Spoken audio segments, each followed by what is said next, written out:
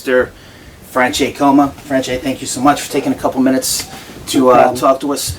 Let's go way back, man. Let's go right back to the beginning, 1977. What was it like coming up in Lodi? I'm still here. It was pretty cool. We were all friends. Everybody was pretty tight community. We were all, everybody knew everybody. Predominantly back then Italian. Sure. It was pretty cool.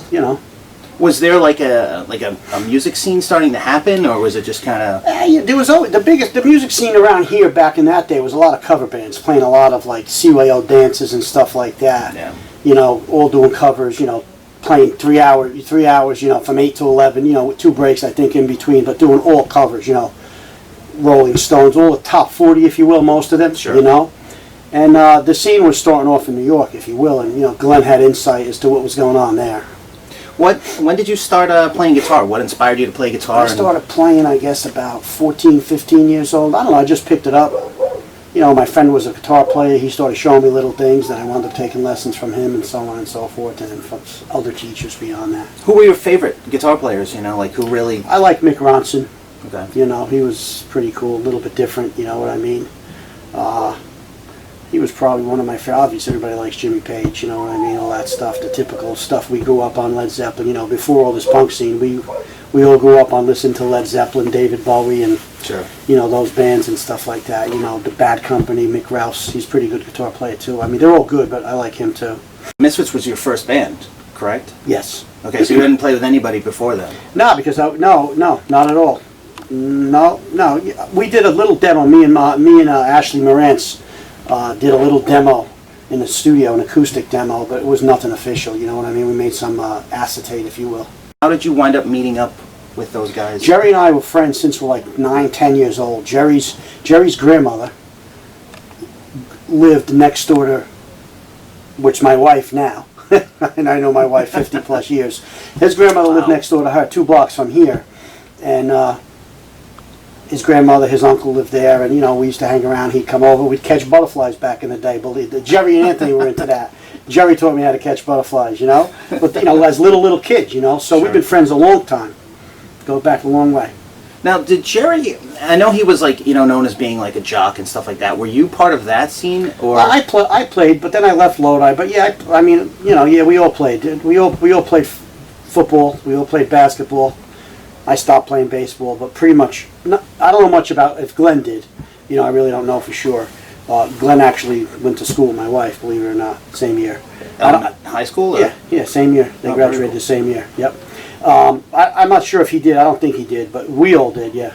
When I say we, Jerry and I, and some of the roadies and stuff like that. So you knew Jerry. That's how you wound up getting into the band. What happens? We used to hang out by my friend Gary's house, who lived a few blocks from this park. We used to hang out by Redstone Lane, which was 1 block from where Manny Martinez lived, and they started. I don't know exactly how Jerry got hooked up with Manny, if he just, in conversation, hanging out, that he was playing with Glenn, I really don't know. But Jerry got hooked up with Manny and Glenn, if you remember the original Cough Cool, and She was originally recorded just with keyboard, bass, and drums. And from there, I guess, I don't know if Jerry mentioned I played the guitar and they were going to look in for a guitar player, I forget. Something like that, though. I'm pretty accurate.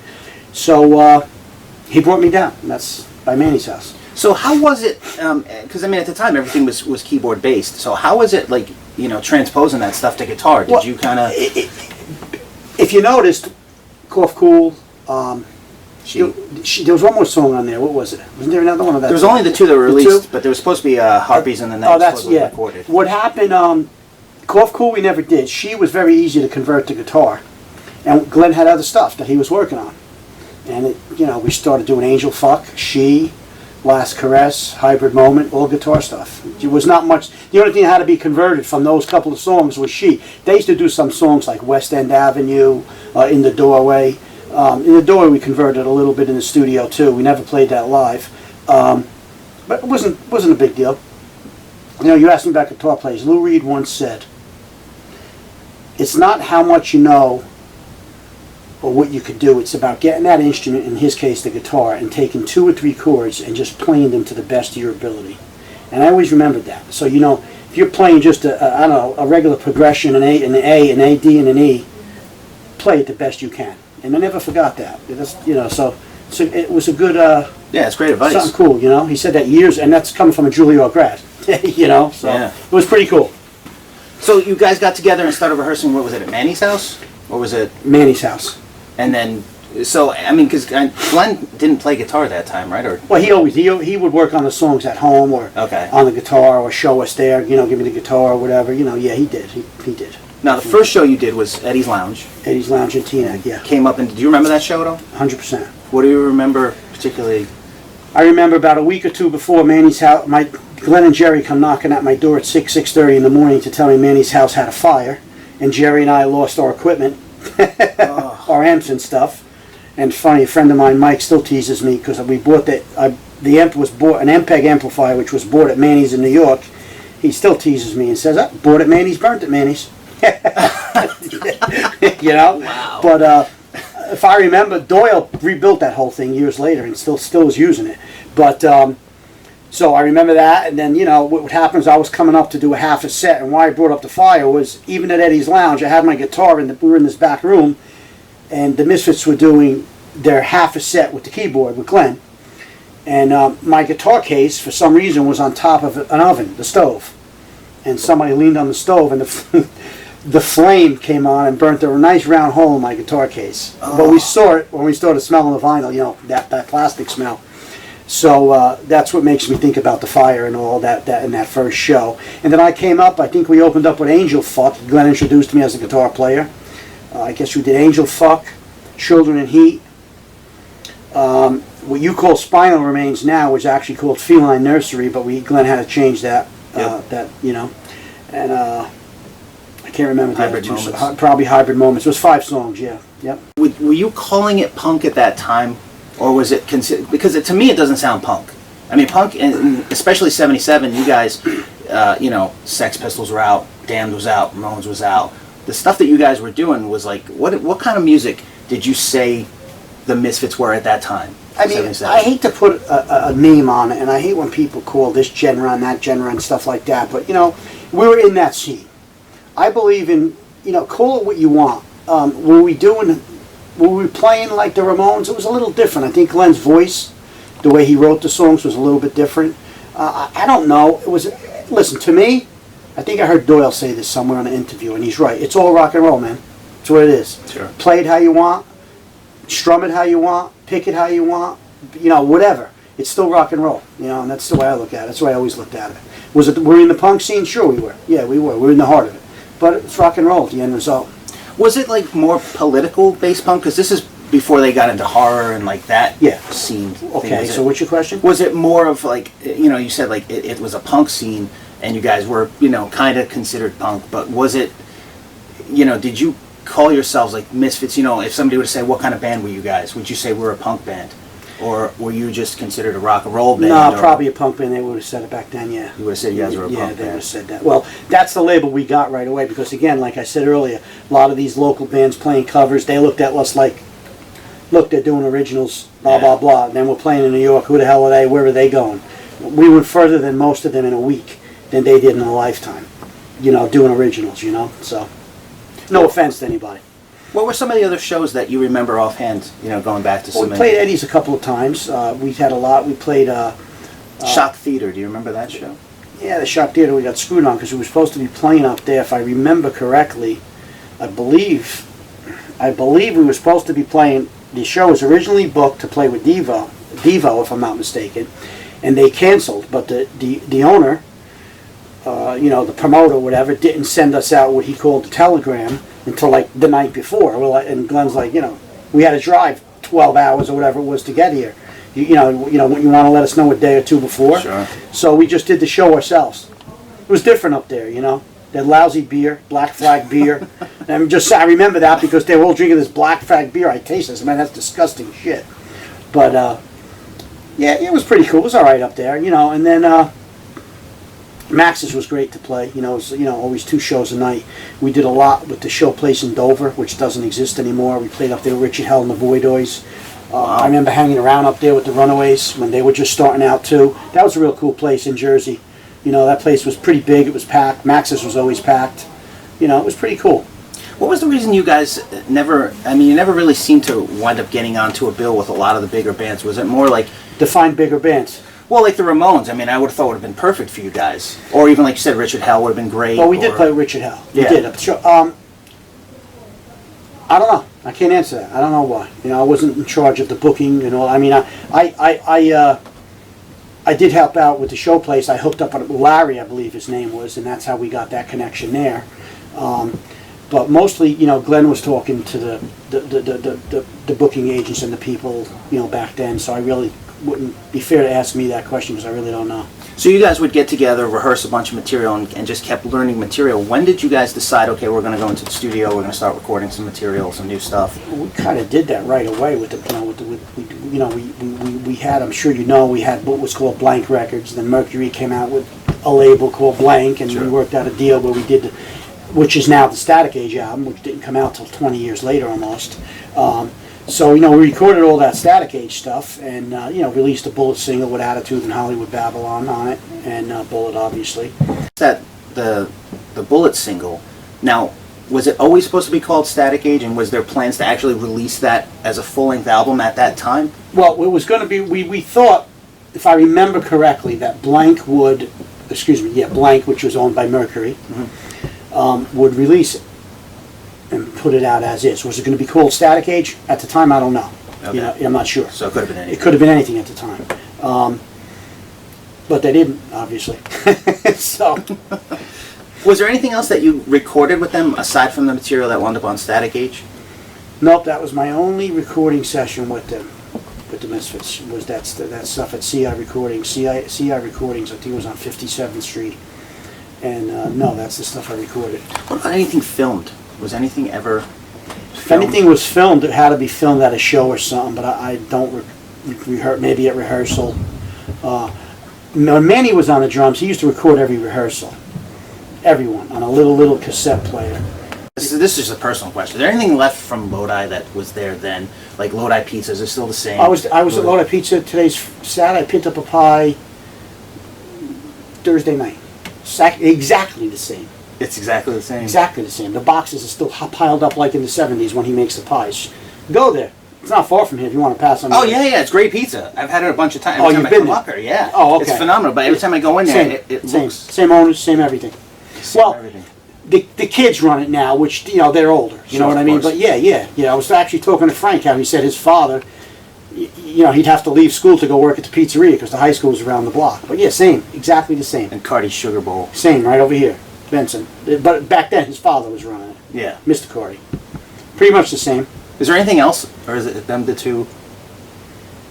In Lodi, what would be the same? Let's see. Lodi Redstone history lesson. Park is still there, but it don't look the same because they dug it up because they found radium or something in the dirt where we used to hang out. That's how the Misfits were formed, Yeah, it's, right no, there. it's there. The It's radium. That's there, but they're working on it, the EPA or whatever. A lot of things have changed. You know, a lot of things have changed. You know, the schools are still there, but you know, I'm trying to think of places that would be more nostalgic, and those are probably the two. Those are the two. Cardi's for sure. Yeah, you go in there now, still Misfits posters and Everything's the same. that's Probably awesome. probably more stuff in there now than there was back in the day.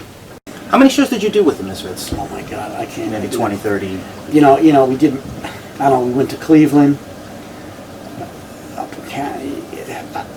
I don't know. Did you start seeing it become somewhat popular and successful, or I did. not successful? But I mean, did. You know, saw it popular. growing, but when they started, and no offense to anyone, they started changing to the horror thing and all. You know, it's got a little bit different. You know what I mean? I don't know. Yeah. You know. Were you into that? Were you No. into Horror stuff? Yeah. I still don't watch horror movies. No offense to anybody. Don't take me the wrong way, but I'm not So- into the.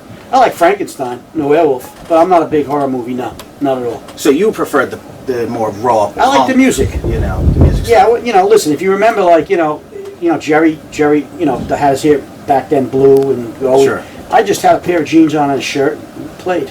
You know, you didn't see me with makeup and all that stuff. Yeah. Nothing against anybody. It is what it is. Well, I think you were the only one that didn't have the makeup. And on, Jim so- and Manny And Jim. Yeah. and Manny too. Yeah, when Manny was in the band, which left just Glenn and Jerry.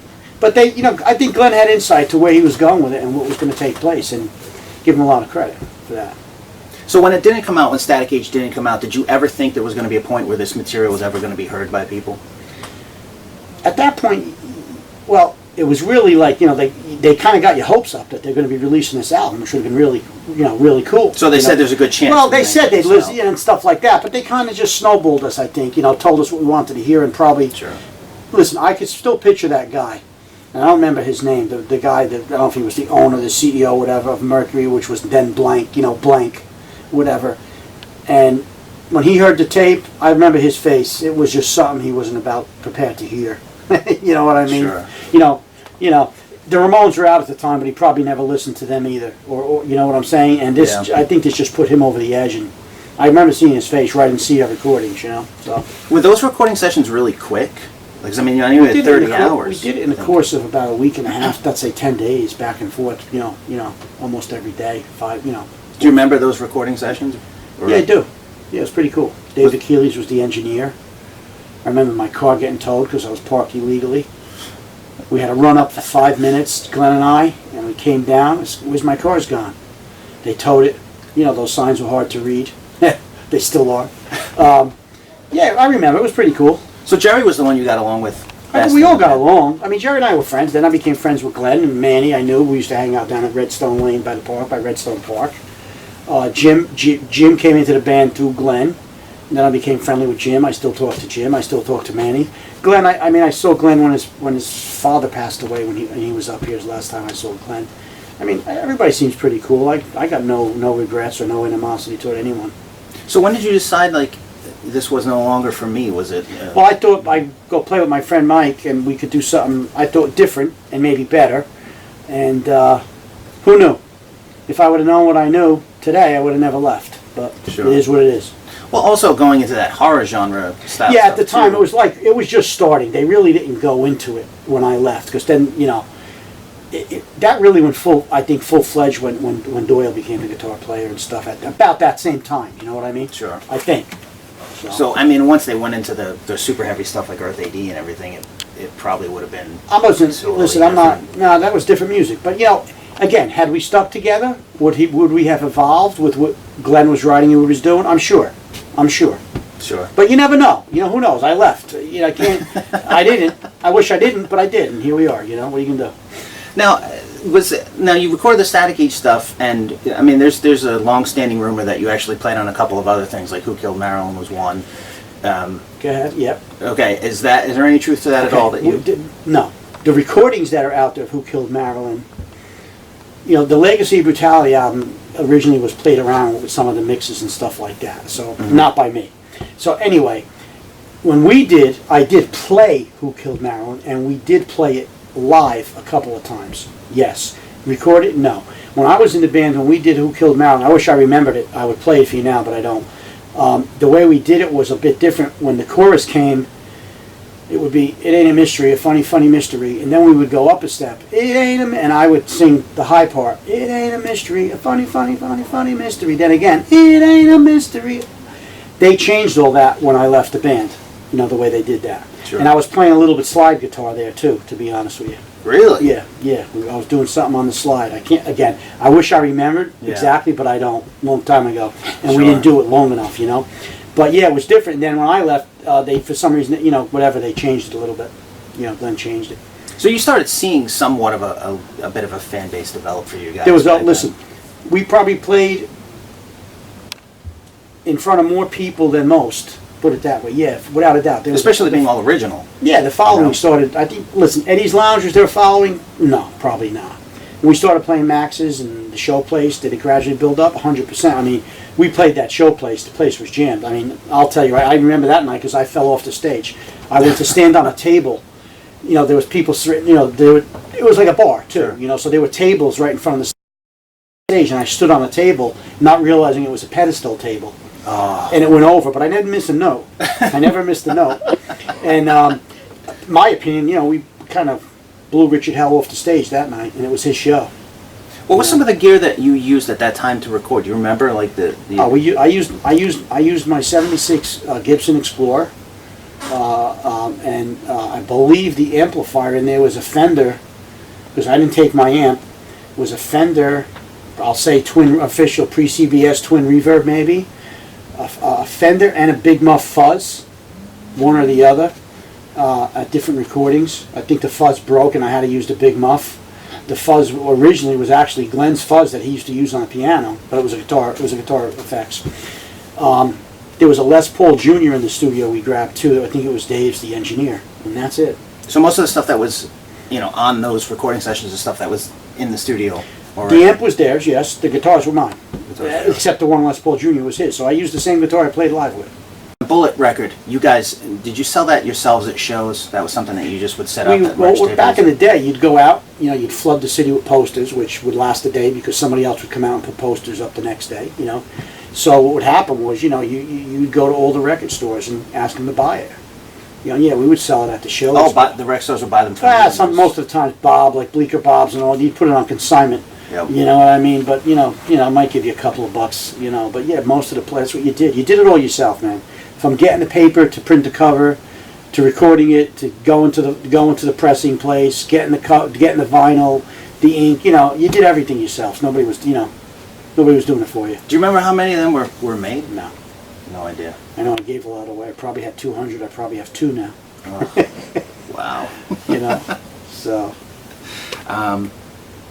All right, so you decided. Because then we put it on red vinyl after the black vinyl. How long after the black came out did the red? Soon.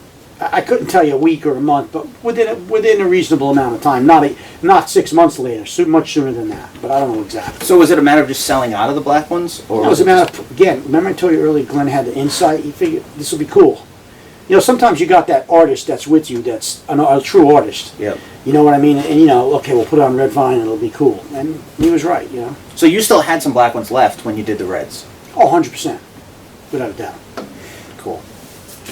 So you decided, okay, I'm done. I'm going to move on and start doing something else after the Misfits. What was the next thing you did? My friend Mike had a band. They were playing this Active Ingredients. It was different music. I thought we could do something better and the music would go further and so on and so forth. But was it a different style? It was better. Yeah, completely. It was better with the Misfits.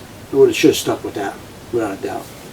Nothing against that either, but sure. It was just different. You know what I mean? Did you continue to play throughout the years? And I played here and there, and then I stopped for a while. Then time 2-3 years goes by like that. Remember the Misfits was only together 5 years. 75 and a half years. 77 to 82, 83 goes by like that. Sure. You were with them for a solid year though, right? A little over a year, I think it was. Yeah. So you continued to play throughout the years? I played, yeah. Then Ever anything else you recorded? Did you record anything else after that? No. So, yes, Mike and I then did something else after Active Ingredients. We didn't have a name of a band at the time. We just went and did some recordings, but nothing released. Nothing got released. I probably have it on a cassette here. I'd have to find it. I don't even have a cassette player anymore, but I definitely have it on cassette. The songs we did, yeah. Did you have any idea at the time that the stuff that you were putting, I mean probably not, but the stuff that you were putting down to tape was going to last this long and still have a fan base? If I knew that, I definitely wouldn't have left the band. I would have got into the horror stuff. I would have forced myself, like it or not. No, but you don't know, man. I don't know if I can picture you with the devil lock. I don't know. Well, I lost my hair in my early 20s. But So if you grow the back, if you grow it and then you just kind of glue it on, you know what I mean? So, So it's possible. Maybe we You can never know, Photoshop. especially with today's technology. You can do anything. You can cut some of your hair off. You just slide, put it on, you'll never know. But, what are you going to do? What do you think of Static Age now when you listen to it all this time? It's a good album. You think it still holds up? I think it holds up. I like, not because listen, I like other stuff too that they did, don't get me wrong. But I like it, and then not only because I played on it, it's good. I think it's good stuff. I think it's one of the better ones that are out there. What's your favorite? Don't get me wrong, Walk Among Us is a good album too. Great album. Great album. I'm not going to tell you it's not. It's a good album. That stuff I liked. That's good stuff. What's your favorite songs from Static Age? What stands out to you as being if you were going to play a song for somebody and go, here, this is... Teenagers from Mars, as you can see, I liked. I played it before. Return of the Fly is a cool song. It's a little different. Even Theme for a Jacker, which is completely different, which was a cool song, but you never heard that live. I wish we would have done that live. It would have been cool. But I liked it all, to be honest with you. I mean, they're all good songs. I mean, Some Kind of Hate. It was really all good stuff. You know, even Spinal Remains, which, you know, we had to change. I think at that recording, Glenn changed it. While we were recording it, it had to be done from Feline Nursery, and they're all good stuff. I like it all. Children in Heat was a good song. I used to play that live. I played a lot of stuff live that I didn't record, you know. So, do you ever see yourself? You know, would you be open to the idea of playing with them again, doing like a show or? Well, like as you know, they just did that shit, the 2 shows. But you got to realize something too. Jerry and Glenn have never stopped playing, so they're out there. Yeah. So you know, you'd have to rehearse it. You can't, yeah, I would do it. You know, but we'd have to rehearse it and do it. You know, get back into the groove, so to speak. You know, like I said, those 2 guys, the drummer, you know, they never stopped. You know what I mean? Yeah. They've been playing on the road more or less continuously. Sure. So you know, yeah, I would be up for it, but you know, you gotta rehearse it and do it. You know. Very cool. All right, Franche.